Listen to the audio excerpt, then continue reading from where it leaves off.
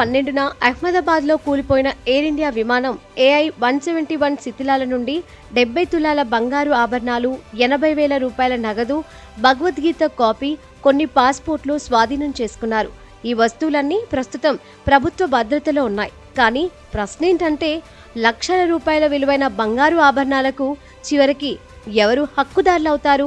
భారతీయ చట్టం విధానాల ప్రకారం విపత్తు జరిగిన ప్రదేశం నుండి స్వాధీనం చేసుకున్న బంగారు ఆభరణాల వంటి విలువైన వస్తువులను అనేక విధాలుగా పంచవచ్చు. ప్రస్తుతం ఈ బంగారం ప్రభుత్వ ఆధీనంలో ఉంది. అది దాని సరైన హక్కుదారుని చేరే వరకు ప్రభుత్వం దానిని రక్షిస్తుంది. హక్కుదారుడు ఎవరూ తెలియకపోతే ఈ విలువైన వస్తువులను ప్రభుత్వ ఖజానాలో జమ చేస్తారు.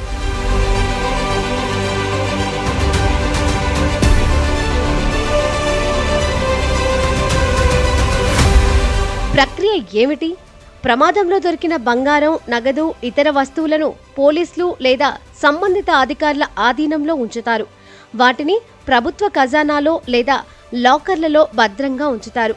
ప్రమాదం తర్వాత గుజరాత్ హోంమంత్రి హర్ష్ సింఘ్వి జూన్ 15, 2025న స్వాధీనం చేసుకున్న అన్ని వస్తువులను గుర్తించి మృతుడి బంధువులకు అప్పగిస్తామని ప్రకటించారు. సహజంగానే ప్రభుత్వం యొక్క మొదటి ప్రయత్నం దాని నిజమైన హక్కుదారులను గుర్తించడం. హక్కుదారులను ఎలా గుర్తిస్తారు? విమాన ప్రమాదంలో మరణించిన వ్యక్తులను గుర్తించడానికి DNA మ్యాచింగ్ ఉపయోగిస్తారు. ఈ ప్రక్రియ ఆధారంగా బంగారం, ఇతర వస్తువుల యజమానిని కూడా గుర్తిస్తారు. అదనంగా ప్రయాణికుల వస్తువులు, వారి కుటుంబాలు అందించిన సమాచారం ఆధారంగా వస్తువులను గుర్తిస్తారు. ఏదైనా పత్రాలు లేదా ఆధారాలు అందుబాటులో ఉంటే అది గుర్తింపు ప్రక్రియను సులభతరం చేస్తుంది. చట్టపరమైన వారసుల గుర్తింపు. భారతీయ చట్టం ప్రకారం మరణించిన వ్యక్తి ఆస్తిని అతని చట్టబద్ధమైన వారసులకు ఇస్తారు. ఈ ప్రక్రియను హిందూ వారసత్వ చట్టం కింద అమలు చేయొచ్చు. అదనంగా ముస్లిం వలసదారులకు షరియా ప్రకారం ఆస్తిని విభజించే ముస్లిం వ్యక్తిగత చట్టం ఉపయోగించబడుతుంది. క్రైస్తవులకు భారతీయ వారసత్వ చట్టం 1925 ఉపయోగించబడుతుంది. చట్టపరమైన వారసుడు దొరకకపోతే ఈ వస్తువులు క్లెయిమ్ చేయని ఆస్తి వర్గంలోకి వస్తాయి. భారతీయ చట్టం ప్రకారం అటువంటి ఆస్తిని ప్రభుత్వ కస్టడీలో ఉంచుతారు.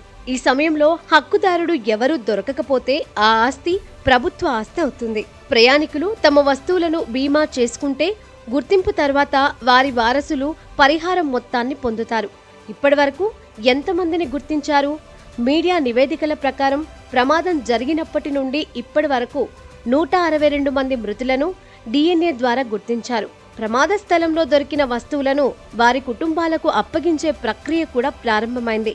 ప్రమాదం తర్వాత ఒక వ్యక్తి అలాంటి వస్తువులను తన వద్ద ఉంచుకుంటే అతన్ని భారత శిక్షా స్మృతిలోని సెక్షన్ 403 లేదా సెక్షన్ 406 కింద నేరంగా పరిగణించవచ్చు.